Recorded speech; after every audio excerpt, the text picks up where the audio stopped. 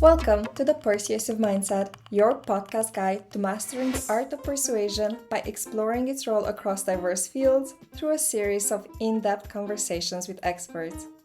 I am your host, Dr. Serena Maté de Londra. Today, we have the pleasure of speaking with Miss Caroline Vuillemin, who is the General Director of Fondation Hirondelle, Media for Peace and Human Dignity. Created 30 years ago, this NGO is committed to establishing and supporting independent media in some of the world's most fragile regions. Headquartered in Switzerland, Fondation Hirondelle works to ensure access to accurate and objective information for communities affected by conflict. In this episode, Vuillemin reflects on her career journey from international development to leading a media-focused NGO, emphasizing how her expertise outside journalism has helped uphold the Foundation's mission of promoting freedom of expression and human dignity. We explore the organization's impactful work in places like Central African Republic, Mali, and Ukraine, as well as the unique challenges of supporting local journalists in conflict zones. A central theme of our conversation is the role of persuasion in the media sector. Vuillemin emphasizing the following. Something I'm trying to persuade, because I can testify of this, is how complementarity is essential. And for media to understand that it's not only about journalists, it's about support staff, fundraising, monitoring, measuring impact, so that you reflect on your work, improve your work, and have more audience and more donors and more trust. Additionally, Vuillemin discusses the pressing issues facing journalists today, including the rise of misinformation, the democratization of AI, and the critical need for increased media literacy to help empower audiences in navigating today's complex information landscape. As well, the interviewee highlights the importance of addressing trauma among journalists and offers practical advice for aspiring professionals. Now, let's dive into a conversation with Caroline Vuillemin. Enjoy! I'd like to start our conversation by thanking you and by asking, what is Fondation Hirondelle and when and why did you decide to work with them? Thank you, first of all, for having me. So Fondation Hirondelle is a Swiss NGO that creates and supports media to enable people in conflict zones to have access to information. And it was created as a response by 3 Swiss journalists to the Rwandan genocide 30 years ago.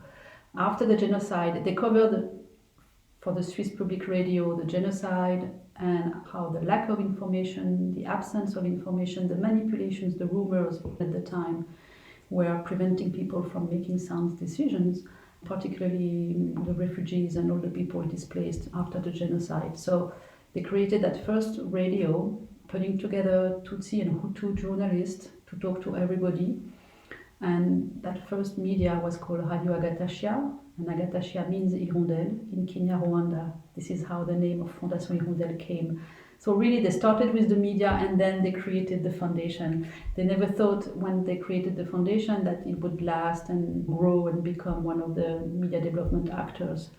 And the reason why I first knew and then decided to join Fondation Hirondelle is because in the years 2001, 2002, I was working for another organization, the International Foundation for Election Systems in Washington, D.C., and we were preparing for the first free multi-party elections in, at the time, Zaire, the Democratic Republic of Congo.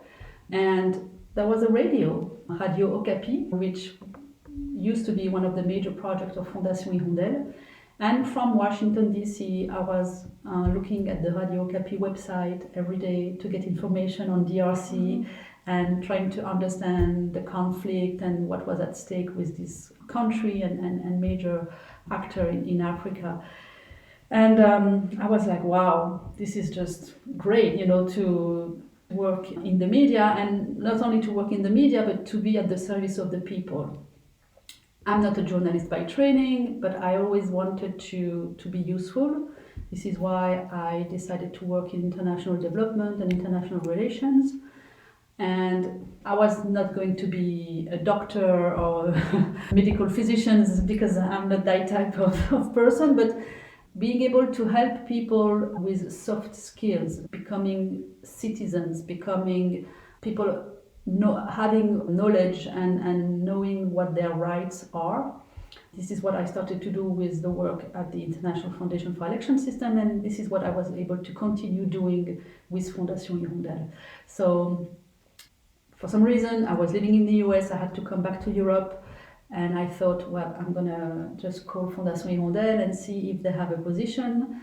I had Radio Capi in mind, but I wasn't sure, since I was not a journalist, what I could be doing, and they had an opening position for an administrative project assistant. And this is how I came to Fondation Hirondelle, from the project management door 20 years ago.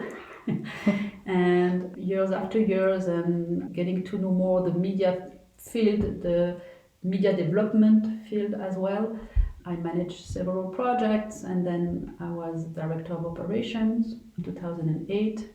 And when the former director of Fondation Hirondelle, who was the latest founder, Jean-Marie Etter, retired in 2017, they offered me with the board to take over the position of General Director. So I've been at this position since 2017. And I was very surprised, frankly, because I had always heard that a journalist must run Fondation Hirondelle because of our mission and core business. But I guess they, of course, trusted me, but also probably Fondation Hirondelle went through an evolution which I think is very interesting, in the sense that from the beginning it perceived itself as a media group, not an NGO. But our business model and our approach is like any other NGO. We develop projects, we have to raise funds, we have to convince donors, because we are not a granting foundation, we don't have our own money. So you have to associate the work of journalism and the work of any development or humanitarian organization. And this is mostly where I come from, that development work. And I guess the board realized that, I could reinforce Fondation Hirondelle with those skills and at the same time be true to the value of journalism and independent media. Because of course, when you go seek money for a media project, you have to make sure you don't negotiate with editorial independence, with total liberty of action for your journalist and the topic you're going to cover and who you're going to invite and these kind of things. Mm-hmm. And particularly, I think in today's world, sometimes people don't make the difference between information and public relations or strategic communication. And so some donors, they may want to have not only a specific topic covered, which I think is fine, if it's a public interest topic like human rights or even climate change or these kind of things, but some donors will want to have specific issues covered. And that for us is not acceptable, it's not possible. So you always have to explain the approach, why we are independent editorially, and accept that even though we are dependent financially from grants, we are fully independent editorially. Speaking of donors, what is the level of involvement that you expect from them beyond funding?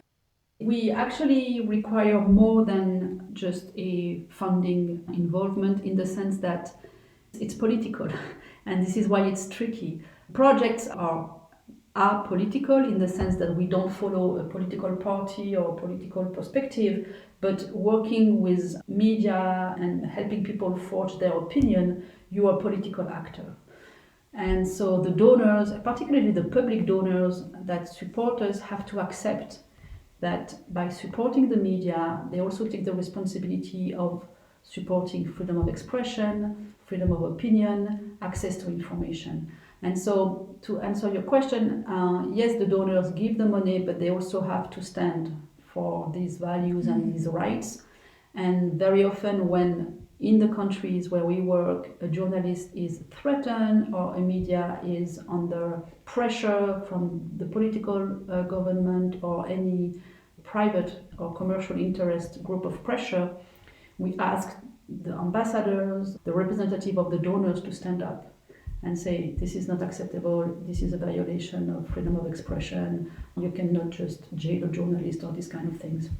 So there is funding, there is political support, and it requires not only to give a report at the end of the project back to the donor, it really requires to be in regular correspondence with them, informing them about the situation, about, in this fragile context, how quickly the situation evolves, positively or negatively. And for instance, currently in the Sahel region where we work, in Mali, Burkina Faso and Niger, it's an ongoing dialogue with the donors, because some donors are themselves wondering what to do, what they can support. For some funding contracts that have to be renewed, they are not sure they want to continue because they think it's too risky or it's not the right moment for them to be still active in the country. But at the same time, we really explain to them that if they move away, because these countries are now run by military regimes, if they withdraw and we have to close the project, there is no way we're going to come back. Mm-hmm. That's the trick. Even if maybe it's not the case yet, but maybe in Mali or in Burkina Faso we won't be able to continue to talk about everything, at least the space is still occupied. Mm-hmm. If we have to leave, it's going to close down and it's going to be very difficult to come back. If a government decides to shut down your operations in a specific country, what type of challenges do you then face? In these countries, we are fully registered, we are already accepted by many local actors. So for the government to close us down, that would probably create many reactions from civil society. So that's a problem. And then they would not give us the opportunity to come back. Mm-hmm. And I think also in terms of the investment, because it's not only the equipment, it's the time, the training, the coaching you provide to the team. Once you close down, that means no other independent media are still open and operating. So the journalists, the professionals, they either go to another sector to continue to make a living, or they leave the country. Mm-hmm. And so if you ever want to come back, you have to start again, new staff and new human resources capacities. Can you please provide us with some examples of how Fondation Hirondelle creates and supports media in different countries? So 22 countries, it's cumulative over the 30 years. Currently, it's about 10 projects in 9 countries. Because one of the projects is not based in one country, it's a website, justiceinfo.net, and it's dealing with a topic, transitional justice, globally over all the countries, including Northern Ireland and Sri Lanka, Colombia, everywhere where there is a transitional justice process. But to give you maybe 2 examples, if I may, because that would illustrate the 2 approaches we have. Because Fondation Hirondelle either create and runs media or support existing local media. So an example of a radio that we have created and that we run is Radio Ndekeluka in Central African Republic. It's more than a project, because really we created the radio in 2000, so it's going to be 25 years next year. And today it's an institution. It's really the only independent media and the most trusted media in Central African Republic. Radio is still the most widely used media in this country. More than 75% of people use radio to inform themselves. And out of this 75% of people using radio, 65% listen to Radio Ndekeluka every day. So it puts a big responsibility on the radio. It's based in the capital and has correspondents throughout the country. So it's a team of about 100 local staff, mainly journalists and presenters and technicians, but also drivers and of course human resources and an accountant. I mean, the whole positions you need to run a media enterprise. It's not for profit, but it needs the whole support to function every day. In a country where, since we started working there 2000, we went through 5 or 6 coups d'etat, civil wars, bad governance, corruptions. I mean, it's really one of the least developed countries. And what I think is remarkable is the fact that Radio Ndekeluka, for many Central African Republic, is maybe the only institution that never let them down. They cannot count on the state. They cannot count on public services, health or education and security.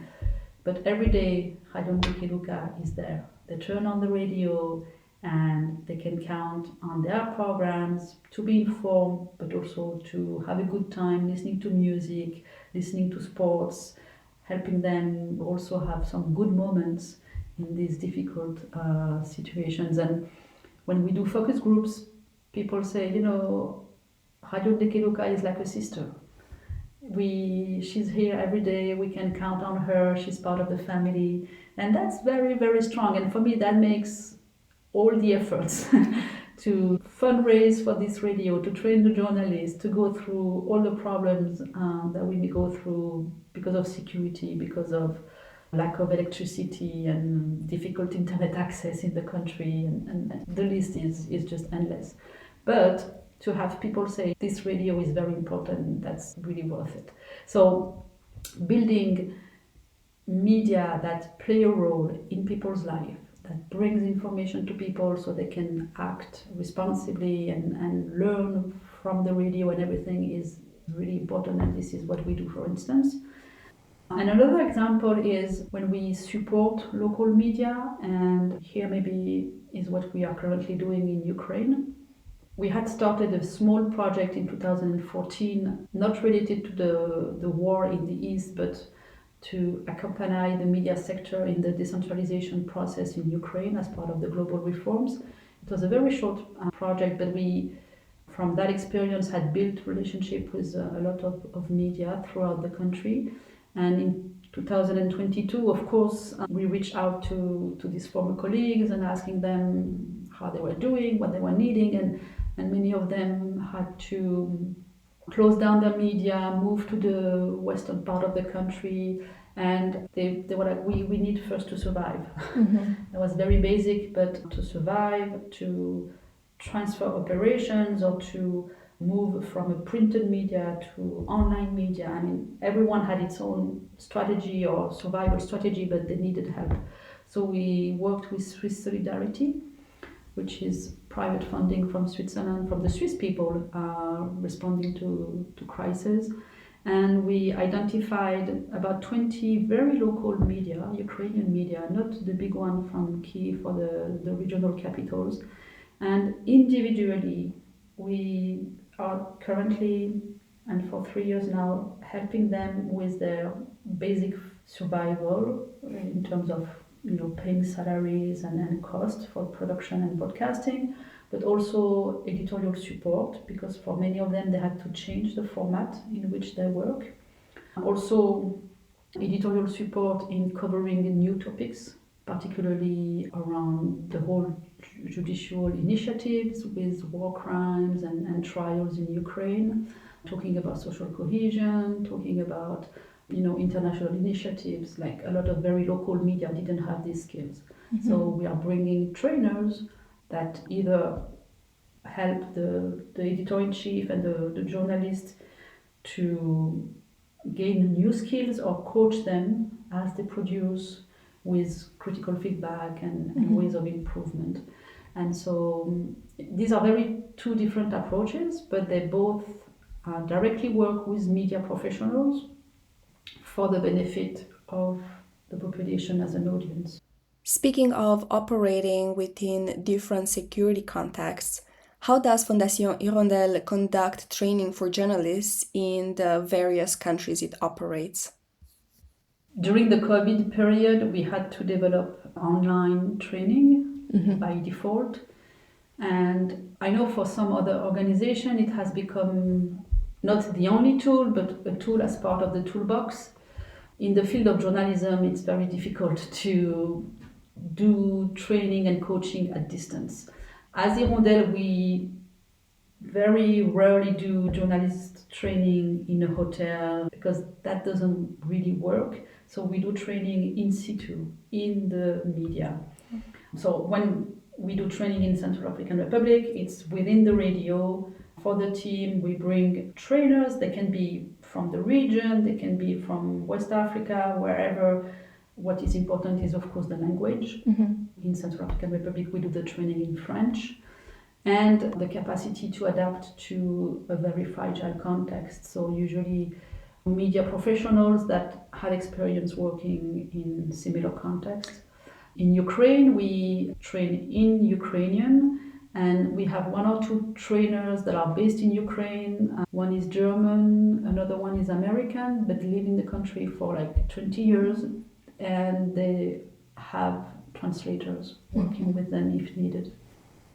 Could you please describe the composition of your team at the foundation?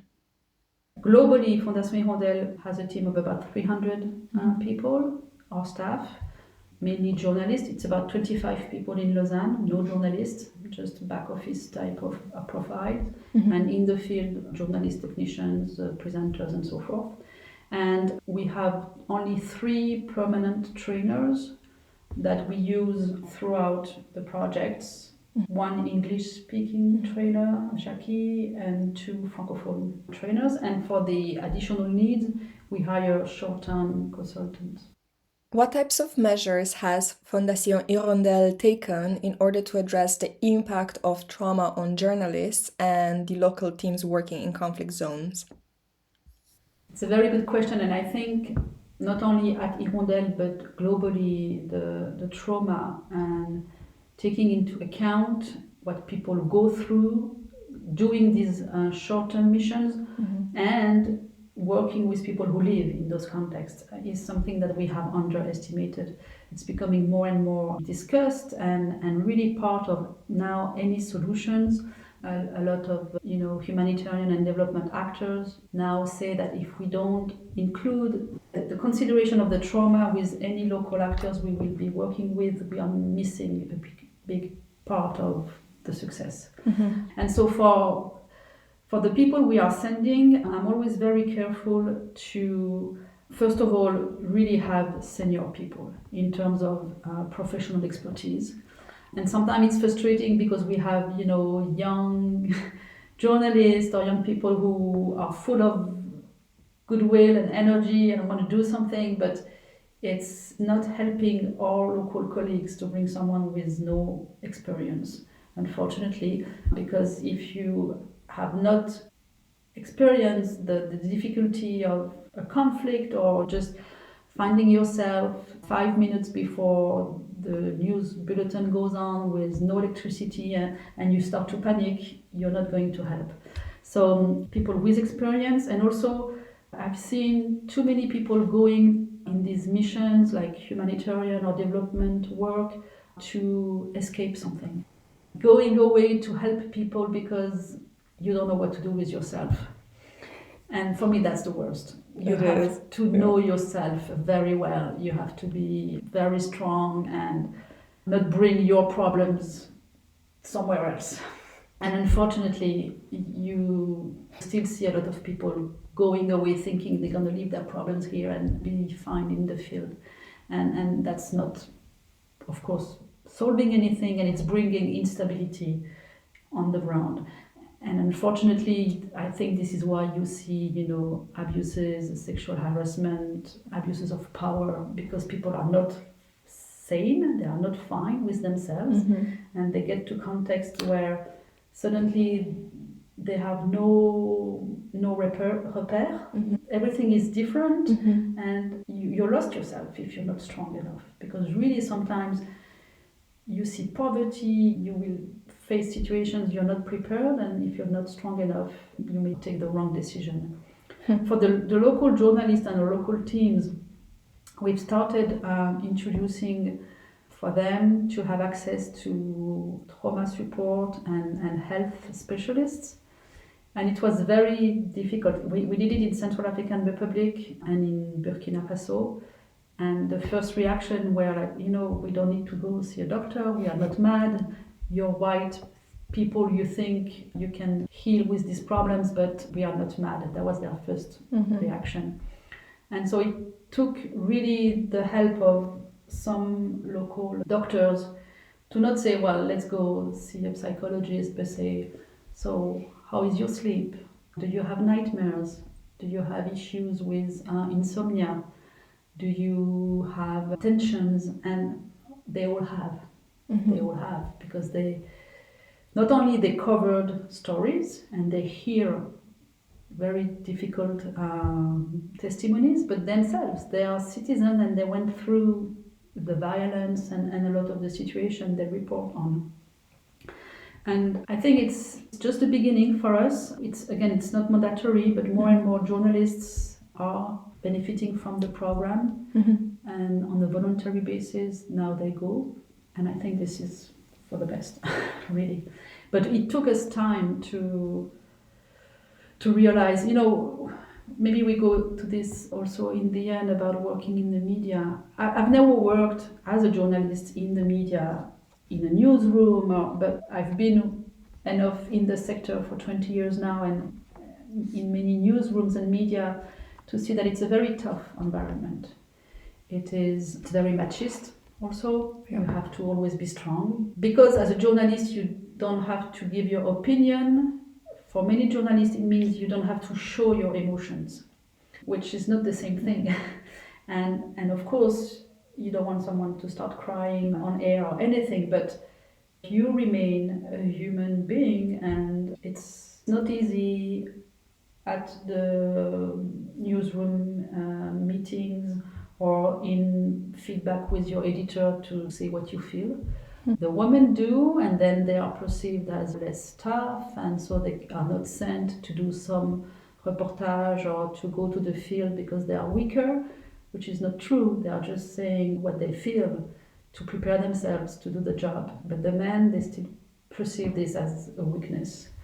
And so it's a lot of discussion that we have with the management, the editorial management, and individual journalists to have them change the perceptions about their work, and the fact that it's okay to say I'm afraid, it's okay to say I was very shocked or I have nightmares because I saw this, and to work on this so they can continue being good journalists.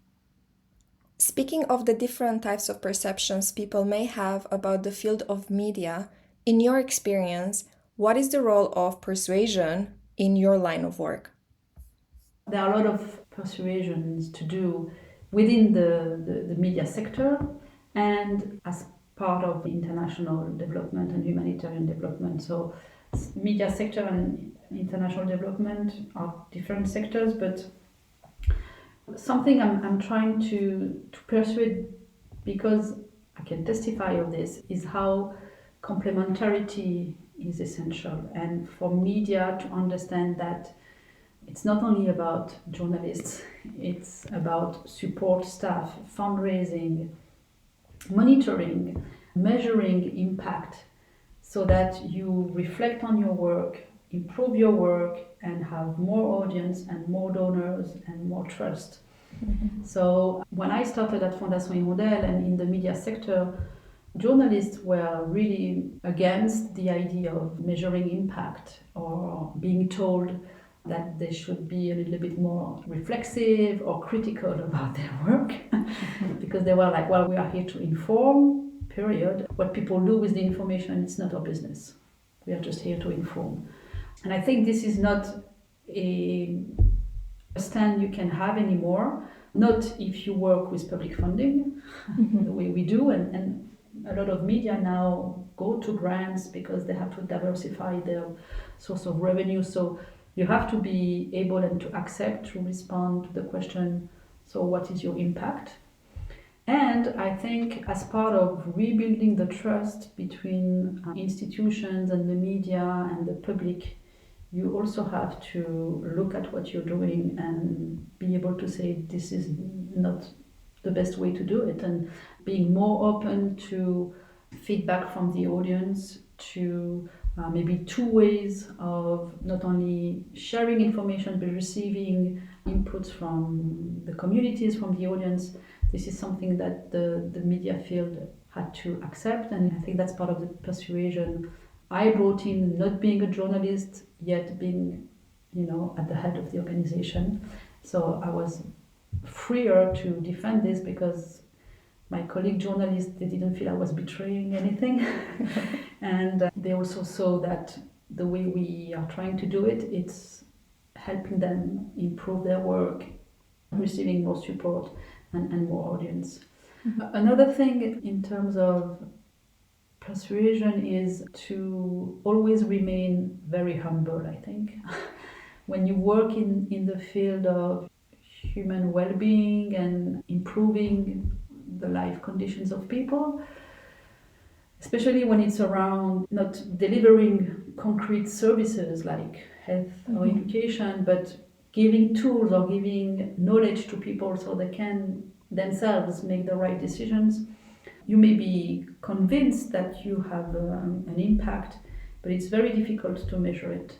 And the link between your program, what you say on the radio, and how people behave, it's not automatic, because they may listen to the program and then talk to a friend, to their wife and husband or priest or imam, and their mind is going to change, and so many factors come into someone's decision. So trying not to do any harm is very important. Being honest to the truth, to the fact that you provide, but then really persuade your team and persuade your partners that we are only a piece of the chain, and also staying very humble and critical of ourselves to what we actually really contribute. And speaking of ourselves, in hindsight, what do you think has influenced your decision to study and work within the field of international development? I did political science after high school, and I decided to specialize in international relations because at the beginning I wanted to do diplomacy or international relations.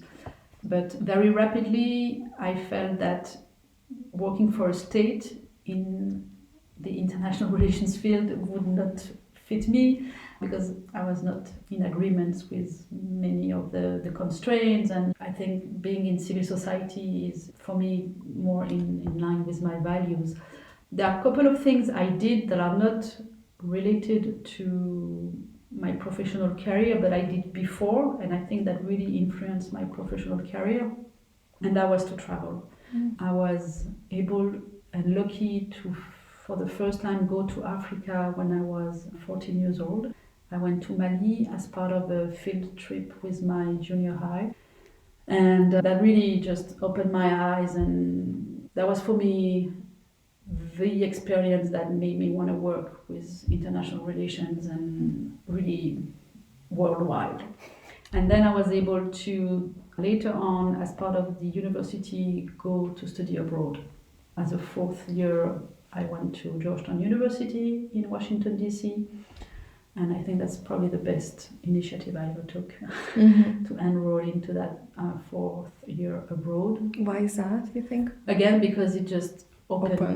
I was supposed to go for 1 year. I stayed 7 years in DC, because after that year of university, I started working at IFES, the International Fondation for Election System, discovering that field of election support and democratic support I had never heard of, getting to know all these organizations working for citizenship and good governance and all of that. So for me, that was really new. I had not been exposed to this in Europe before.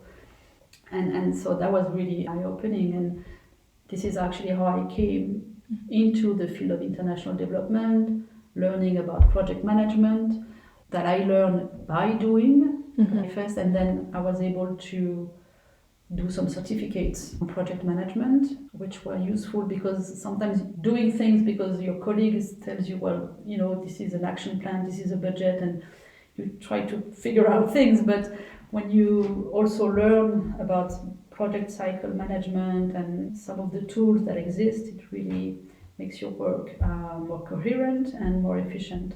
So I was able to do some certification afterwards. How do you think your upbringing influenced your choice to craft a career in international relations?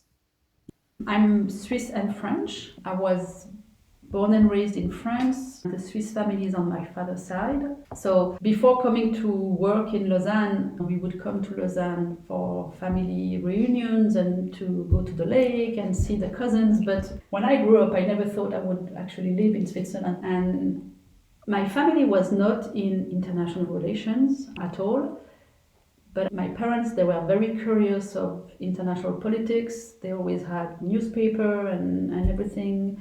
And we always had these discussions. And I don't know if it was because of that time of history with the fall of the Berlin Wall and all of this, but we were really in a moment where the environment around you and what was going on in the world, you could not just be isolated in your little city, even if it was a very small city. So I guess that's being curious and being part of that environment probably helped. I'd like to shift to the topic of misinformation and AI. How do you believe that they're affecting the integrity of journalism today? The challenges of the media and misinformation and artificial intelligence is very important because for the last 10 years, globally, the media sector is in crisis because of the digitalization, the crisis of the business model, and the mistrust between the media and the audiences. And you see this globally. But very recently, with the use and the democratization in a way of AI tools, you have that cognitive crisis of not allowing yourself to believe what you see anymore, which used to be kind of something you could be tangible with, believe what you see, but now don't believe what you see. And so the whole mind and the whole access to information and facts is, for me, calling to questions with no new framework, and this is very disruptive. And it's not the kind of disruption that brings good things, I think, because it's pulling down, again, cognitive framework and trust between your brain and yourself, between your friends and yourself, between the rest of the world and yourself. And it's, I think, for journalism, a major threat in the sense that every time a story will come out, it's going to be questioned. Is the picture true? Is the voice true? Is the person you have interviewed true? And you cannot work in this context if everything you produce is systematically called into question. And so we have to find processes, I don't know if it's validating processes with a label or with like a sticker or something, say this is like AI proofed or AI saved, but rapidly we're going to have to issue something because leaving people in doubts like this for too long is, and we see this in time ahead of elections and ahead of very highly polarized discussions in the society. When people fear or when people are in doubt, they don't have the capacity to make the right choice.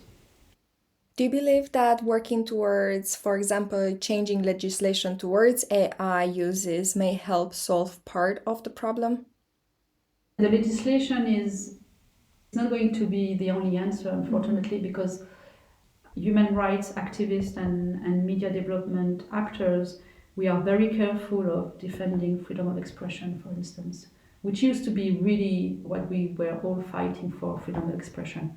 Because today, just saying we want to protect freedom of expression, it means freedom of expression used by AI malveillant users, by liars, by manipulators, by state actors that express themselves and think they have the right to do so.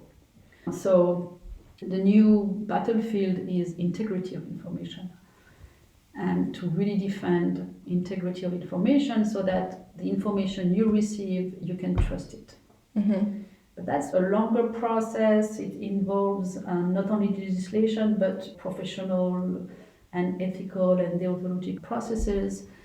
And for the legislation, it's more complex. But I think this is necessary because we've seen the limits now of just defending freedom of expression. Because Russia, they produce fake news and they say this is freedom of expression. And a lot of new laws against fake news actually refrain freedom of expression from fact-based and independent media. So it can be used one way or the other by legislation. How do you think that we can help improve media literacy and critical thinking among the general public? I think it's really to help from early on the development of critical thinking, introducing media literacy into curriculum, and maybe the same way we are educated for healthy food consumptions, maybe being educated about healthy media consumptions. What is junk information, what is good information, and very basic habits to integrate, making sure there is a source, making sure there is a date, making sure the source of the media is identified, and these kind of things, which we don't used to be careful about before because there was no threats. I think it's a little bit like democracy in Europe, in the US. We forgot what it means to live in a democratic country because it was given. And now we realize that nothing is given. And political parties have to follow some rules, and the press have to be strong, and people have to be informed, and all these parameters were just obvious for us before, but they are not anymore. And we forgot the effort it requires to have them strong for a functioning democracy. And speaking of making ourselves stronger, as we conclude the interview, I'd like to ask on behalf of junior professionals who might be interested in following in your footsteps, what advice can you share with them? To dare, to really never think that it's not for you. When I came to Fondation Hirondelle, yes, I wondered if it would be okay because I was not a journalist, but I tried and it was okay. And going abroad when I was 21, I was alone, I was a little bit scared, but I did it. And maybe doing what you think is important. And I feel it's a privilege, but I've always done things that make sense and that I think are important. So it's very difficult, and I often tell my colleagues and the team, it's going to be difficult, no doubt, but it doesn't have to be painful. So if you believe in what you do, the difficulty, you go through it, you go over it, you see the results, it's fine. If it becomes painful because, colleagues are not helping, or I don't know, you get tensions or you're fighting among yourselves, there is no point. So I always wake up every morning and I'm lucky to go to a job that I like to do, meeting amazing people, and it's because I think I try to give the best also, so I get people giving me their best too. And that concludes our conversation for today. If you enjoyed this discussion, please be sure to subscribe, leave a comment, and share this episode with others who might benefit from it. Until next time, be well!